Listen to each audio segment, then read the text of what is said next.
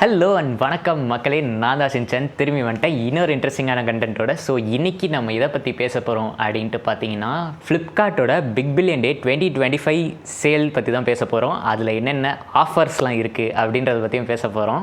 Offers இல்லை, scams. S, நம்ம கூட வந்துட்டு நம்ம எடிட்டர் வந்திருக்காரு. அவர் ஆக்சுவலாக வந்துட்டு ஃபோன் வாங்குறதா வந்துட்டு இது பண்ணிட்டு இருந்தார். சரி, அதே கண்டென்ட் ஆக்கிடும், ஒரு பாட்காஸ்ட் மாதிரி பேசிடும் அப்படின்ட்டு தான் வந்துட்டு இந்த வீடியோ எடுக்கிறோம். ஸோ எனிவே, ஃபஸ்ட்டு விஷயம் வந்துட்டு ஆஃபர்ஸ் இல்லை ஸ்கேம்னு வந்துட்டு சொன்னார் இல்லையா, அதை ஏன் ப்ரோ சொன்னீங்க? அது ஏன் வந்துட்டு உங்களுக்கு அது ஆஃபர் இல்லை ஸ்கேம் அப்படின்ற மாதிரி தோணுச்சு? இப்போ சேல்ஸ்னு வந்தாலே எல்லாத்துக்கும் என்ன ஞாபகம் வரும்னா ஆஃபர்ஸ் ஞாபகம் வரும். பட் நீங்கள் ஃப்ளிப்கார்ட் ஏதாவது ஆர்டர் பண்ணியிருந்தீங்கன்னா உங்களுக்கு என்ன ஃபஸ்ட் ஞாபகம் வரும்னா அவன் பண்ணுற ஸ்கேம்ஸ் தான் ஞாபகம் வரும். இல்லை ஒன் ஆஃப் த ஸ்கேம் என்னன்னா நீங்கள் ஆர்டர் பண்ணுறதே உங்களுக்கு வராது, ரெண்டாவது நீங்கள் ஆர்டர் பண்ணதே உங்களுக்கு வராது. சோப்பு டப்பா, கல் அந்த மாதிரி ஏதாவது கொடுத்துருவோம். ஸோ அதனால தான் வந்துட்டு நாங்கள் இன்றைக்கி ஒரு 5 ஸ்கேம் எடுத்துகிட்டு வந்திருக்கோம். அதில் வந்துட்டு மெயினான விஷயத்தை வந்துட்டு நடுவில் வச்சுருக்கோம். ஸோ வீடியோ கண்டினியூஸாக பாருங்கள். ஃபஸ்ட்டு விஷயம், நீங்கள் வந்துட்டு ஆக்சுவலாக பிக்சல் டிவைஸ் ஒன்று வாங்குறதா வந்துட்டு சொல்லிகிட்டு இருந்தீங்க இல்லையா? ஸோ அதுக்கு வந்துட்டு அவன் ஒரு செல்மிசம் பண்ணான். என்ன பண்ணான்னா, பிக்சல் மட்டும் இல்லை, பிக்சல், ஐஃபோன், சாம்சங் இது ரொம்பவே டீல் நல்லா இருக்குது. லிட்டரலி 50% ஆஃபர் எல்லாம் கொடுத்துருந்தான். ஸோ கண்டிப்பாக டிமாண்ட் அதிகமாக இருக்கும். ஸோ இவன் என்ன பண்ணான்னா, ப்ரைஸ் லாக் பாஸ்ன்னு சொல்லிட்டு ஒன்று ரீசெண்டாக அனௌன்ஸ் பண்ணியிருந்தான். இது லாஸ்ட் டைம் அனௌன்ஸ் பண்ணால் அதில் நிறைய பிரச்சனை வந்துச்சு. இந்த டைம் அனௌன்ஸ் பண்ணால் பிக்சலோட பாஸில் பிக்சல் செல் பண்ணுறதே 256 GB ஃபோன்ஸ் மட்டும் தான் இந்தியாவில் லான்ச் ஆயிருக்கு. 128 GB வந்து இந்தியாவில் லான்ச் ஆகலை. ஸோ ஸ்டார்டிங்லேருந்தே வந்து அட்வர்டைஸ் பண்ணது என்னன்னா, பிக்சல் 9 உங்களுக்கு வந்து 256 GB தான் கொடுக்குறோம் அப்படின்னு தான் அட்வர்டைஸ் பண்ணா. பட் பாஸ் விற்கும்போது என்ன பண்ணிட்டான்னா, டேர்ம்ஸ் அண்ட் கண்டிஷன்ஸில் நாங்கள் இது 128 GBக்கு மட்டும்தான் அப்படிங்கிற மாதிரி சொல்லிட்டான். அதுக்கப்புறம் தான் கூட வந்துட்டு இது மாற்றினா இல்லையா, ஒரு நிறைய ரெடிட்டில் கூட நிறைய இது பண்ணியிருந்தாங்க. ஃபஸ்ட்டு டைம் பாஸ் விற்கிறப்போ 128 GBன்னு சொன்னதுனால நிறைய பேர் வாங்கிட்டாங்க பார்க்காம. வாங்காதவங்க வந்து ஏன் அது வாங்கலைன்னா, 128 GB பார்த்தோன்னே இவன் ஸ்கேம் பண்ணுறான் அப்படின்னு சொல்லிட்டு ரொம்ப எல்லாரும் வந்துட்டாங்க. ஸோ அதனால வந்து நானும் அதனால வாங்கவே இல்லை 128 GBன்னு பார்த்தோன்னே. ஸோ அதுக்கப்புறம் என்ன பண்ணிட்டாங்க, மறுபடியும் அந்த பாஸை வந்து ரிலீஸ் பண்ணிட்டாங்க வித் 256 GB. அவங்க தெரியாமல் பண்ணியிருக்காங்க. அது டெக்ஸ்டே அது எப்படி 256 GBயை தெரியாமல் 128 GB போடுறாங்கன்னு தெரியல. எல்லாரும் திட்டினதுனால கண்டுபிடிச்சு மாற்றிட்டான். சேட்டு உஷாராயிட்டான், தப்பிச்சுக்கான்னு திருந்தி இருப்பான் அப்படின்ட்டு ரெண்டாவது வாட்டி விட்டான். ரெண்டாவது வாட்டி அந்த பிக்சல் பாஸை வந்து ஓப்பன் பண்ணான் 256 GBயில். ரொம்ப நல்லவன் நினச்சேன். அவன் என்ன பண்ணானா, இந்த வாட்டி ஓப்பன் மட்டும் தான் பண்ணான், ஸ்டாக் எதுவுமே இல்லை. ஒருத்தனுக்கு கூட பாஸ் விற்கல. அட்லீஸ்ட் போன வாட்டியாச்சும் ஒரு 500 people வாங்கினாங்கன்னு நினைக்கிறேன். இந்த வாட்டி கரெக்டாக 12 PM ஆன் ஆச்சு. எல்லாரும் வந்து பைனோ கொடுக்குறாங்க, எல்லாத்துக்கும் அவுட் ஆஃப் ஸ்டாக்னே வருது. 5 செகண்ட்ஸ்லேயே வந்துட்டு எல்லாருக்குமே இது ஃபுல்லாக போயிடுச்சு. ஈவன் ஒரு சிலர்லாம் வந்துட்டு ஒரு 2-3 செகண்ட்ஸ்லேயே கூட வந்துட்டு இதாகிடுச்சு அப்படின்ற மாதிரி. 1% மட்டும் ஆட் டு கார்ட் பண்ணிட்டாங்க. பட் ஆட் டு கார்ட் பண்ண உடனே அதுக்கு அவுட் ஆஃப் ஸ்டாக் ஆயிடுச்சு. இன்னும் ரொம்ப ஏதாவது இது பண்ணால் அதுக்கப்புறம் 1 month ஃபுல்லாக கக்கிடுவாங்க அப்படின்ட்டு செட்டி உஷாராயிட்டான்.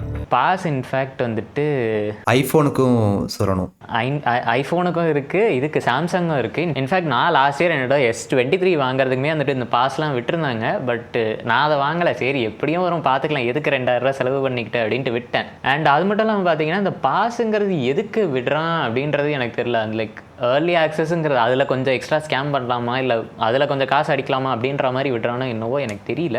பட் நான் வாங்கினப்போ லாஸ்ட் இயர் எனக்கு எப்படி இருந்துச்சுன்னு ஒரு எக்ஸ்பீரியன்ஸ் சொல்லிடுறேன். நான் அந்த பாஸ் வாங்கலை. ஏர்லி ஆக்சஸ் சேலு நான் ஃப்ளிப்கார்ட் ப்ளஸ் மெம்பர்ஷிப் வச்சுருக்கேன். ஸோ அதனால் வந்துட்டு எனக்கு ஏர்லி ஆக்சஸ் வரும், ஒரு நாள் ஏர்லி ஆக்சஸ் வரும். ஸோ அதுலேயுமே நான் வாங்கலை. இன்ஃபேக்ட் ஜென்ரல் ஆடியன்ஸ்க்கு எப்போ சேல் ஓப்பன் ஆச்சோ அப்போ தான் நான் ஆர்டர் பண்ணேன். இதை நான் எதுக்கு சொல்கிறேன்னா, கண்டிப்பாக வந்துட்டு ஜென்ரல் ஆடியன்ஸுக்கு, அதாவது அந்த மெம்பர்ஷிப் இல்லாதவங்களுக்கும் சேல் ஸ்டார்ட் ஆகும். அதுக்கு அவன் கொஞ்சம் ஸ்டாக்கை வந்துட்டு ஒதுக்கி வச்சுருப்பான். ஏன்னா அப்படி வைக்கலன்னா என்ன, இவன் இது பெய்டுக்காக மட்டும்தான் இது பண்ணுறானா, இது என்ன பே டு வின் மாதிரியா, ஃபோர்ட்நைட்டா அந்த மாதிரிலாம் கேட்க ஆரம்பிச்சிருவாங்க. அதனாலதான் வந்துட்டு இவன் மோஸ்ட்லி, நான் எதுக்கு இது சொன்னேன்னா, கண்டிப்பாக வந்து ஸ்டாக் இருக்கு. இந்த பாஸுங்கிறது வந்துட்டு என்ன வாங்கிக்கலாம். பட் என்ன மாதிரி கொஞ்சம் அன்சைட்டாக இருக்கவங்கலாம் வந்துட்டு பாஸ் வாங்காம கடைசி நேரத்தில் இம்பல்சிவாக டிசிஷன் எடுத்து வாங்குறதுனால வாங்கிக்கலாம். அதுக்காக தான் சொல்கிறேன். அந்த ஐஃபோன், சாம்சங் இதுக்கும் ஒரு சில வேலைகள் பண்ணானே, இங்கே தான் அவன் பண்ணலை. அதுதான் ஐஃபோனுக்கு எப்படின்னா, பாஸோட ப்ரைஸ், இப்போ பிக்சலுக்கு தான் பாஸோட ப்ரைஸ் வந்து 2K 2000 நீங்கள் பே பண்ணிங்கன்னா அவன் உங்களுக்கு ஒரு இன்வென்ட்ரி எடுத்து வச்சிருவான். ஐஃபோனுக்கு எப்படின்னா, அந்த 1 lakh ப்ரைஸ் டேக் போட்டு பாஸுக்கு 1 lakh நீங்கள் பே பண்ணணும். பட் அவன் டிஸ்கவுண்ட் அடிச்சு விட்டு 5K பே பண்ணால் போதும்னு வச்சிருந்தான். நிறைய பேருக்கு 5Kன்னு காட்டுச்சு. பட் பரவாயில்ல, நிறைய பேருக்கு 1 lakhனே காட்டிட்டு இருந்துச்சு. ஃபோன் ப்ரைஸே 1 lakh வரும், 70K தான் வரும். அதுதானே நான் எதுக்குடா பாஸ் நாங்க ஏண்டா நடிச்சாமத்துல சுடுகாட்டுக்கு போனோம். அதுவும் இல்லாமல் இன்னொரு ஒரு சில விஷயம்லாம் பண்ணியிருந்தானே. இந்த சாம்சங்குக்கு பாஸ்ன்னு ஒன்று விட்டான். அது என்ன சொல்லியிருக்கான்னா, உங்களுக்கு ஸ்டாக் இருக்கும், பட் இந்த பாஸ் எதுக்குன்னா 1000 ரூபாய் டிஸ்கவுண்ட்டுக்காக நீங்கள் போட்டு அதுக்கப்புறம் வாங்கிக்கலாம். அதுக்கு எதுக்கு? அதுக்கு பருத்தி மூட்டை குடோன்லேயே நான் நேராகவே போய் அதுவும் வாங்கிக்கிறேன். உங்களுக்கு லோவஸ்ட் ப்ரைஸ் கேரண்டி கிடையாது. லோவஸ்ட் ப்ரைஸ் கேரண்டி கிடையாது. அப்புறம் எதுக்கு நான் வந்துட்டு பாஸ் வாங்கினோம் அப்படின்ற மாதிரி தான் எனக்கு தோணுச்சு. ஃபிசிக்கல் ஆர்டர்ஸ் தான் வந்துட்டு இவன் டிலே பண்ணுறான். சரி நம்ம ஆர்டர் ஏதாவது பண்ணோன்னா வந்துட்டு கொஞ்சம் நாள் எடுத்து இது பண்ணுறான் அப்படின்னு பார்த்தா, இது வந்துட்டு ஒரு டிஜிட்டல் டோக்கன் மாதிரி தான், ஜஸ்ட் ஒரு பாஸு. அதையும் வந்துட்டு இவன் டெலிவர் பண்ணுறதுக்கு டிலேலாம் பண்ணுறான். இங்கே ரெடிட்லலாம் வந்துட்டு போட்டிருந்தாங்க, அது ஒரு வார்த்தை ஃப்ளிப்கார்ட் அப்படின்ற ஒரு ரெடிட்டில். ஸோ இங்கே பார்த்தீங்கன்னா வந்துட்டு இவனும் அந்த மாதிரி போட்டிருக்கான். ஆர்டர் கன்ஃபார்ம்டுன்னு இருக்கா. அதே மாதிரி டெலிவரி வந்துட்டு இதை பண்ணுறான். எப்படி டெலிவர் பண்ணுவான்? மெயிலில் டெலிவர் பண்ணுறதுக்கு எதுக்குடா இவ்வளோ டிலே அப்படின்ற மாதிரி தான் எனக்கு தோணுது. மெயிலில் கூட இல்லை, அக்கௌண்ட்டில் அட்டாச் ஆகிறதுக்கு அதுக்கு எதுக்கு இவ்வளோ டிலே? அதுவும் பாவம் S24 பாஸ் வாங்கியிருக்கான். சரி என்னவோ அவனுக்கு என்னவோ. சரி டெலிவரி டிலே தான் பண்ணுறான்னா டெலிவரி கேன்சலாக பண்ணுறான். இது வந்துட்டு லாஸ்ட் இயர் நிறைய பேர் சொன்னாங்க. ஃபார்ச்சுனேட்லி நான் எக்ஸ்பீரியன்ஸ் பண்ணல. பட் என்னென்னா வந்துட்டு நீங்கள் ஆர்டர் ஏதாவது பண்ணீங்க, நல்ல ஆஃபரில் ஏதாவது ஆர்டர் எடுத்துட்டிங்கன்னா வந்துட்டு இவன் வந்துட்டு இன்னொரு பாயாசத்தை போட்டுற வேண்டியது அப்படின்ற மாதிரி டக்குன்னு கட் பண்ணி விட்டுறான். ஆர்டர் கேன்சல் ஆகிடுது. ஸோ ரெடிட்டில் எல்லாரும் என்ன சொல்கிறாங்கன்னா, டெலிவரி எப்படி கேன்சல் பண்ணுவான்னா, நீங்கள் ஆஃபரில் நீங்கள் வாங்குவீங்க. இப்போ அதில் வந்து 500 தான் ஸ்டாக் இருக்குன்னா அவன் வந்து 800 பீப்புளுக்கும் அக்செப்ட் பண்ணுவான். எனக்கு அப்படி தான் தோணுச்சு, அப்படி தான் பண்ணுறாங்கிறது மாதிரி தோணுச்சு. 800 பீப்புள் அக்செப்ட் பண்ணுவான். அந்த ஃபஸ்ட்டு 500 பீப்புளுக்கு சென்ட் பண்ணிடுவான். கடைசி 300 பீப்புளுக்கு வந்து அப்படியே வச்சு அப்போவே கேன்சல் பண்ண மாட்டான். ஒரு 2 நாள் வச்சு அவனை வந்து ஆசையை தூண்டிட்டு அப்புறம் கேன்சல் பண்ணுறான்.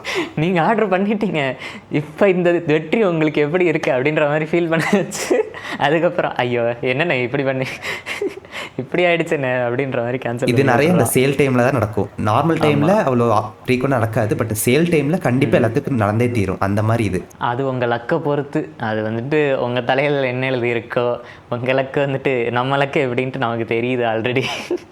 ஸோ உங்கள் தலையில் என்ன எழுதியிருக்கோ அதை பொறுத்து தான் வந்துட்டு கேன்சல் ஆகாததும் ப்ராடக்ட் கைக்கிறதும் செங்கல் வரதும். என்னடா ரொம்ப பயமுறுத்துறீங்க. அதுக்கப்புறம் முக்கியமான விஷயம்னு சொல்லிகிட்டு இருந்தேன் இல்லையா, அந்த ஃபீஸ். அதாவது ஸ்கூல் ஃபீஸ்லாம் வந்துட்டு நான் ஸ்கூல் படிக்கிறப்பெல்லாம் எப்படி இருந்துச்சுன்னா, டியூஷன் ஃபீ அப்படின்ட்டு ஒரு 15,000 இருக்கும். அதுக்கப்புறம் அந்த ஆக்சசரிஸ், அதாவது புக்கு, யூனிஃபார்மு, இது எல்லாம் சேர்ந்து ஒரு 10,000 ரூபாய்க்கு மொத்தமாக நான் 10th வரைக்குமே 25,000 தான் வந்துட்டு கட்டினேன். 25,000 ரூபாய்க்கு அழகாக வந்துட்டு எல்லாமே கொடுத்துருவான். அந்த 2 ஃபீஸ் தான் இருக்கும். இவன் வந்துட்டு இப்போ கரண்ட் ஜென்சிக்கு அப்படியே மேட்ச் பண்ணுறான் போல இருக்குது. ஆஃபர் ஹேண்ட்லிங் ஃப்ரீயாம், அதுக்கப்புறம் நார்மல் அதாவது ப்ராடக்ட் ஹேண்ட்லிங் ஃப்ரீயாம், அதுக்கப்புறம் சேஃப் ஹேண்ட்லிங் ஃப்ரீயாம், அதுக்கப்புறம் வந்துட்டு அது என்னது ப்ரொடெக்ட் ப்ராமிஸ் ஃப்ரீயாம். எப்படி இவரே செங்கல் வைப்பாரான், இவரே அதுக்கு வந்துட்டு ப்ரொடெக்ஷன் ஃபீயாக ஒரு 100 ரூபா வாங்குவாரான். என்ன ரங்கா நியாயமா அப்படின்ற மாதிரி தான் எனக்கு தோணுது. இதில் எப்படின்னா, நிறைய ப்ராடக்டோட ப்ரைஸ் வந்து 60 ருபீஸ் தான் இருக்கும். ஆனால் அதில் ஹேண்டிலிங் ஃபீயே 60 ருபீஸ் வச்சுருப்பான். அதான் அன்னைக்கு ரெடிட்டில் கூட நம்ம பார்த்துக்கிட்டு இருந்தோமே. ப்ராடக்ட் ப்ரைஸ் வந்துட்டு 55 ரூபா, பட் அது ஹேண்ட்லிங் ஃபீங்கிறது வந்துட்டு 64 ரூபா போட்டிருந்தான். எனக்கு platform handling fee okay, I accept. அவன் வந்துட்டு அவ்வளோ பெரிய சர்வர் வச்சு எல்லாத்தையும் இது பண்ணுறான், நிறைய டிராஃபிக் வரும், மெயின்டைன் பண்ணுறான், ஓகே ஃபைன். அது என்ன ஹேண்ட்லிங் ஃபீ வந்துட்டு ஓகே, அது கூட ஒத்துக்கலாம். ஒரு டெலிவரி பார்ட்னர் ஒருத்தர் போடுறான், அவங்களுக்கு வந்துட்டு இந்த மாதிரி ஃபீ பே பண்ணுறான். இவங்க இந்த ஆர்டர் டெலிவர் பண்ணால் இவ்வளோ ஆர்டருக்கு வந்துட்டு 15 ரூபா, 20 ரூபா, 30 ரூபா அப்படின்ற மாதிரி வச்சுருக்கான், ஓகே ஃபைன். அது என்ன ஆஃபர் ஹேண்ட்லிங் ஃபீ? ஆஃபர் அது வந்து கம்ப்யூட்டர் தூக்கிட்டு வந்து கொடுக்கறதுக்கு வந்துட்டு இவனுக்கு காசு கட்டுமா அப்படின்ற மாதிரி எனக்கு தோணுது. ஸோ இதுக்கப்புறம் இன்னொரு முக்கியமான விஷயம், இல்லை அவன் கொடுக்குற ஆஃபரில் ஒரு நல்ல டீலுங்கிற மாதிரி ஸ்டார்டிங்கில் இருந்தது என்னென்னா, நீங்கள் கரெக்டாக 12 மணிக்கு ஏதாச்சும் ஆர்டர் பண்ணிங்கன்னா, அதுவும் அவனோட யூபிஐ ஆப், அவனுக்கு ஃப்ளிப்கார்ட் ஒரு யூபிஐ ஆப் வச்சுருக்கான், Super.moneyன்னு சொல்லிட்டு ஒரு யூபிஐ ஆப் இருக்குது. ஸோ அந்த ஆப்பில் நீங்கள் கரெக்டாக மிட் நைட்டில் ஏதாச்சும் ஆர்டர் பண்ணிங்கன்னா எந்த ப்ராடக்டாக இருந்தாலும் உங்களுக்கு 50% ஆஃப் இருக்குது. அந்த மாதிரி அவனை அட்வர்டைஸ் பண்ணிட்டு இருந்தான். பட் அவன் கொடுத்தா சரி, அவன் என்ன பண்ணுறான்னா, கரெக்டாக 12 மணிக்கு எவனாச்சும் ஆர்டர் பண்ண வந்தா எல்லாத்தையும் பிளாக் பண்ணி, இது டிராஃபிக் வருது அதனால எங்களால் தாங்க முடியல, அதனால நீங்கள் வெயிட் பண்ணுங்கன்னு 5 செகண்ட் அவனை வெயிட் பண்ண வச்சு அந்த 12 மணி தாண்டிடும். அப்புறம் அவனுக்கு வந்து கிடைக்காது. இந்த மாதிரிலாம் பண்ணிட்டு இருந்தான். இந்த ஆஃபர் சூப்பர் மணிங்கிறது வந்துட்டு கொஞ்சம் too good to be true அப்படின்ற மாதிரி தான் இருக்குது நீங்கள் சொல்கிறத வச்சு பார்க்குறப்போ. அடுத்து நம்ம ஸ்பெஷல் கண்டெண்டர் ஃப்ளிப்கார்ட் ஆரம்பித்த காலத்தில், ஃப்ளிப்கார்ட் அமேசான்லாம் ஆரம்பித்த காலத்துலேருந்து நடந்துகிட்டு இருக்க ஒரு ஸ்கேம். அதாவது நீங்கள் என்ன ஆர்டர் பண்ணாலும் உங்களுக்கு சோப்பு தான் வரும். அது நம்ம சரோஜா தேவி பயன்படுத்திய சோப்பு டப்பா. அதாவது ரெடிட்டில் நான் பார்த்தேன். ஸோ எப்படின்னா, ஒருத்தன் வந்து ஒரு டேப் ஆர்டர் பண்ணியிருந்தான். ஸோ அது ஓப்பன் பண்ணி பார்த்தா உள்ள 2 வந்து டிட்டர்ஜென்ட் சோப் இருக்குது. அது வெயிட்டு கூட அது ஈக்குவலாக இருக்காது, அதையும் போட்டு விட்டுருக்கான். அதே மாதிரி வந்துட்டு நம்ம ஃபோனில் இதுக்கு முன்னாடி கொஞ்ச நாள் முன்னாடி ரொம்பவே பரவலாக இருந்த ஸ்கேம் என்னென்னா, ஃபோன் வந்துட்டு ஆர்டர் பண்ணால் இல்லை லேப்டாப் ஆர்டர் பண்ணால் வந்துட்டு நல்லா இவ்வளோ பெரிய கருங்கல் வந்துட்டு அமுச்சு விட்றான். அதே மாதிரி ஃபோன்லாம் ஆர்டர் பண்ணால் வந்துட்டு செங்கலுக்கு கூட அங்கெல்லாம் வச்சு அமுச்சு விட்றான். அதனால தான் வந்துட்டு எனக்கு தெரிஞ்சு ஆப்பிளோ சாம்சங்கோ வந்துட்டு சின்னதாக இது பாக்ஸ் ஆக்கிட்டான் போல இருக்குது. அதுக்கப்புறம் தான் வந்துட்டு இந்த ஓப்பன் பாக்ஸ் டெலிவரியே கொண்டு வந்தான். இந்த மாதிரிலாம் நிறைய ஸ்கேம் பண்ணுறாங்க, நிறைய செல்லர்ஸு அவங்களே வந்துட்டு ஸ்கேம் பண்ணுறாங்க, அதனால் வந்துட்டு நம்ம ஓப்பன் பாக்ஸ் டெலிவரி கொண்டு வருவோம் அப்படின்ற மாதிரி அதுக்கு கொண்டு வந்தான். பட் அது ஓகே, பரவாயில்ல, நல்லா இருக்குது. பட் என்னென்னா ஒரு சில டைம் வந்துட்டு அந்த ஓப்பன் பாக்ஸ் டெலிவரி கொண்டு வர அந்த ஏஜென்ட்டே வந்துட்டு நம்ம ஃபோனையோ இதையோ வந்துட்டு டவக்குன்னு கீழே போட்டுருவார். நமக்கு மனசே உடஞ்சிரும். என்னதான் இருந்தாலும் நம்ம காசு கொடுத்து வாங்கினது அது ரீப்ளேஸ் ஆகிடும். பட் நம்ம ஆசைப்பட்டது அப்படி கை கிட்ட அது நம்மளால் எடுக்க முடியாமல் நமக்கு அது கிடைக்கல அப்படின்றப்ப வந்துட்டு ரொம்பவே கஷ்டமாக இருக்கும். அதை வேற ஞாபகப்படுத்திட்டீங்க, நெஞ்சமெல்லாம் பொண்ணா இருக்கு தம்பி. இன்னொன்று நிறைய பேர் என்ன பண்ணுறாங்கன்னா, அந்த ஓப்பன் பாக்ஸ் டெலிவரின்னு சொல்லிட்டு பேக்கேஜ் அப்படி கண்ட மேனிக்கு பிக்கிறாங்க. நம்ம எப்படி பார்த்து கரெக்டாக பிப்போம், அவன் கண்ட மேனிக்கு பிச்சு. அதான் இன்ஃபேக்ட் நான்லாம் வந்துட்டு அந்த பாக்ஸ்லாம் ரொம்ப ப்ரிசர்வ் பண்ணி வைப்பேன். எனக்கு அந்த ஆப்பிள் அந்த பாக்ஸ்லாம் ரொம்ப பிடிக்கும்ன்ட்டு நிறையவே நான் ப்ரிசர்வ் பண்ணிலாம் வச்சுருப்பேன். இவனுங்கெல்லாம் வந்துட்டு இப்படி பிரிப்பேன் அப்படின்ட்டு அது ஒன்று இருக்குது. சரி, இவ்வளோ பிரச்சனை வருது, இந்த பிரச்சனையெல்லாம் வந்துட்டு கஸ்டமர் கேர் கிட்ட போய் சொல்லுவோம் அப்படின்ட்டு அவங்க கிட்ட போனால், நீங்கள் தொடர்பு கொண்டுள்ள வாடிக்கையாளரை தற்போது தொடர்பு கொள்ள முடியாது. ஸோ அவங்க அப்படி தான் பண்ணிட்டு இருக்காங்க. எப்படின்னா, ஏதாச்சும் கஸ்டமர் சர்வீஸில் ஏதாவது இஷ்யூன்னு சொல்லிட்டு போனால் ஒன்று கால் எடுக்க மாட்டானுங்க, இல்லைனா இது எங்கள் சைடு இல்லை, செல்லர்கிட்ட போய் காண்டாக்ட் பண்ணுங்கன்னு சொல்லுவாங்க. இல்லை ஏதாச்சும் பிரச்சனைனா கேன்சல் பண்ணிட்டு உங்களுக்கு ரீஃபண்ட் தரேன்னு சொல்லிட்டு முடிச்சுட்ருவாங்க. நான் ப்ராடக்ட் வாங்குறதுக்காக கஷ்டப்பட்டு காசு கொடுப்பேன், அவங்களே ஏதோ பிரச்சனைனா அப்படியே கேன்சல் பண்ணிட்டு ரீஃபண்ட் பண்ணிடுறாங்க. எனக்கு ப்ராடக்ட் வருமா வராதா? அதே மாதிரி கேன்சலேஷனுக்கு ஒரு இஷ்யூ வந்துச்சு. ஒருத்தன் ஆர்டர் பண்ணிட்டு அரை மணி நேரத்தில் கேன்சல் பண்ணலான்ட்டு பார்த்தா அந்த கேன்சல் பட்டனே காணும் 20 மினிட்ஸ் கழிச்சு. 20 மினிட்ஸ் கழிச்சு அந்த கேன்சல் பட்டனே காணும். அதே மாதிரி இவன் கேன்சலேஷன் பாலிசி நாங்கள் இந்த கண்டென்ட்டுக்கு ரிசர்ச் பண்ணிட்டு இருந்தப்போ தான் வந்துட்டு இந்த கேன்சலேஷன் பாலிசி என்ன இருக்குது அப்படின்ட்டு பார்த்துட்டு இருந்தோம். பார்த்தா மொட்டையாக போட்டிருக்கான், இது வந்துட்டு உங்களோட கேன்சலேஷன் வந்துட்டு ஃபியூ ஹார்ஸ் இருக்கும். அந்த ஃபியூ ஹார்ஸுங்கிறது initial few hours of placing an order அப்படின்ட்டு போட்டிருக்கான். அது இனிஷியல் ஃபியூ ஹார்ஸ்னால் வந்துட்டு 1 மணி நேரமா, அரை மணி நேரமா, 2 மணி நேரமா, இல்லை 24 மணி நேரமா அப்படின்ட்டு அவன் ப்ராப்பராக எங்கேயுமே மென்ஷன் பண்ணல. அந்த சைட் ஒரு ப்ராப்பரான கேன்சலேஷனுக்கு வந்துட்டு டிஃபைன்டான டேர்ம் கிடையாது. அட்லீஸ்ட் ப்ராடக்ட் பேஸ்ட், இப்போ நான் வந்துட்டு ஒரு 1 டேயில் டெலிவர் ஆகிற மாதிரி ப்ராடக்ட்னால் வந்துட்டு நான் இப்போ ஆர்டர் பண்ணுறேன்னா எனக்கு இத்தனை ஹார்ஸில் கேன்சலேஷன் அவைலபிளாக இருக்குது, இத்தனை ஹார்ஸ் வரைக்கும் ஓப்பனாக இருக்கும் அப்படின்ட்டு. இப்போ ஸ்விக்கிலெல்லாம் வரும் இல்லையா, நம்ம 1 மினிட் வரைக்கும் வந்துட்டு ஃப்ரீயாக கேன்சல் பண்ணிக்கலாம் அப்படின்ட்டு. அந்த மாதிரி இதுக்கும் வந்தால் பரவாயில்ல. இது நம்ம கேன்சலும் பண்ணுறோன்னு வச்சுக்கோங்க, அந்த டைம் முடிஞ்சிட்டு கேன்சல் பண்ணுறோன்னாலும் அதுக்கு ஒரு கேன்சலேஷன் ஃபீன்னு ஒன்று போடுவான். இதில் என்ன பிரச்சனைனா, இப்போ உங்களுக்கு ப்ராடக்ட் வருது, அந்த ப்ராடக்ட் ஓப்பன் பாக்ஸ் டெலிவரியில் உங்களுக்கு தப்பான ப்ராடக்ட் வந்துருச்சு. ஸோ நீங்கள் ரிஜெக்ட் பண்ணுறீங்க அப்படின்னா நீங்கள் கேன்சல் பண்ணுறீங்கன்னு அர்த்தம். அதுக்கு சார்ஜ் இருக்குது, நடுவில் செல்லர்ஸ் பிரச்சனை இருக்கும், அப்புறம் ஏஜென்ட்ஸு, டெலிவரி ஏஜென்ட்ஸு. அது ஆக்சுவலாக ஓகே ஃபைன். பட் எந்த விதத்தில் வந்துட்டு இது நம்ம ஜஸ்டிஃபை பண்ணலாம் அப்படின்னா, இந்த ஃப்ளிப்கார்ட்டுக்கிட்டேயும் வந்துட்டு நம்ம முழு தப்பையும் சொல்ல முடியாது இல்லையா. இப்போ ஃபார் எக்ஸாம்பிள் நம்ம ஒரு மாலுக்கு போகிறோம், மாலுக்கு போயிட்டு ஏதோ ஒரு கடையில் நம்ம ஏதோ ஒரு பொருளை வாங்குறோம்னு வச்சுக்கோங்க. அந்த பொருள் வந்துட்டு ஏதாவது பிரச்சனையாக இருந்துச்சுன்னா நம்ம அந்த கடைக்காரன்ட்ட தான் போய் கேட்போம், அந்த மாலில் போய் கேட்க மாட்டோம் இல்லையா. இப்போ ஃப்ளிப்கார்ட்டுங்கிறது ஒரு மால் மாதிரி தான், அதில் வந்துட்டு ஒவ்வொரு செல்லர் இருப்பான், அவன் அந்த ப்ராடக்ட்டை விற்பான். இது அகெயின் ஒரு கிரே ஏரியா மாதிரி தான் இருக்குது. ஏன்னா மால்லன்னா நம்ம செல்லர்ஸை டேரெக்டாக காண்டாக்ட் பண்ணலாம், பட் ஃப்ளிப்கார்ட்டில் அப்படி பண்ண முடியாது. நம்ம ஃப்ளிப்கார்ட்டோட கஸ்டமர் சர்வீஸ் கிட்ட தான் நம்ம பேசிதாகணும். ப்ளீஸ் அவங்க கொஞ்சம் உருப்படி ஏதாச்சும் ரெஸ்பாண்ட், ஏதாச்சும் ரெசல்யூஷன் கொடுத்தா சரி. அவன் கொடுக்கறது இல்லையா, அதான பிரச்சனை. அவன் வந்துட்டு ப்ராப்பராக லைக் எப்படி ஒரு ப்ராப்பரான ரெஸ்பான்ஸ் வரதில்லை. அதுவும் இல்லாமல் நம்ம டேரெக்டாக எதனால வந்துட்டு இப்போ ஏதாவது செல்லர் ஒருத்தன் தப்பு பண்ணான்னா நம்ம சட்டையை பிடிச்சி கேட்கலாம், எங்கடா என்னோட இது காசு அப்படின்ட்டு. பட்டு ஃப்ளிப்கார்ட்டில் அந்த மாதிரி நம்ம கேட்க முடியாது. ஸோ அகெயின் அது வந்துட்டு ஒரு கிரே ஏரியா மாதிரி தான் இருக்குது. இன்னும் அதுக்கு ப்ராப்பரான ஒரு லா டிஃபைன் பண்ணி வந்தால் பெட்டராக இருக்குமோ அப்படின்னு தோணுது. எதுக்கோ லா போடுறாங்க, இதுக்கு போட்டால் பரவாயில்ல.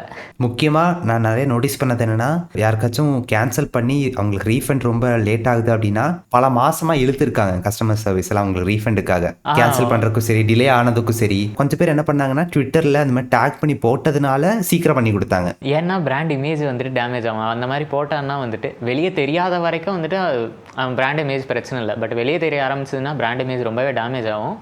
அது மட்டும் இல்லாமல் கம்படிட்டர்ஸும் வந்துட்டு அதை ஓட்டுவாங்க. அதனாலேயே அவன் வந்துட்டு அந்த மாதிரி அலோவ் பண்ண மாட்டான். அந்த அளவுக்கு வெளியே தெரிஞ்ச, அதாவது இந்த ட்விட்டர் ரெடிட்லாம் போட்டால் நமக்கு கிடைக்கும் அப்படின்ட்டு தெரிஞ்சு பண்ணுறவங்க வந்துட்டு ரொம்ப கம்மி பேர். அது வெளியவே தெரியாமல் காலகாலமாக அப்படியே உட்காந்துருந்து இது வரும், ரீஃபண்ட் வரும் அப்படின்ட்டு எத்தனை பேர் காத்திருப்பாங்களோ அதெல்லாம் வந்துட்டு வெளியே தெரிய மாட்டேங்குது. அதாவது சேல் டைமில் ஆஃபர் வேணுன்றது வந்துட்டு ஓகே, பட்டு ஸ்கேம் கிட்டேருந்தும் வந்துட்டு கொஞ்சம் நம்ம கவனமாக இருக்கிறது வந்துட்டு ஒரு முக்கியமான விஷயம். ஆப்வியஸ்லி எல்லாருமே வந்துட்டு நீங்கள் பார்த்தீங்கன்னா இந்த ஆஃபர் இருக்குது, இந்த ஃபோன் நீங்கள் வாங்குங்க, அந்த ஃபோன் வாங்குங்க அப்படின்ட்டு நிறைய பேர் சொல்லுவாங்க. பட் இந்த விஷயத்தை வந்துட்டு கம்மியாக தான் பேசுனாங்க. ஸோ அதனால தான் வந்துட்டு நாங்கள் இதை பற்றி பேசி ஒரு உரையாடல் மாதிரி போடலான்னு நினச்சோம். ஸோ அதுதான் வந்துட்டு இந்த podcast. I hope this videos informative and இதே மாதிரி இன்ட்ரெஸ்டிங்கான கண்டென்ட்டுக்கு நம்ம சேனல் செக் அவுட் பண்ணி பாருங்கள். ஸோ அடுத்த வீடியோவில் பார்ப்போம். என்ன பாய் பாய்.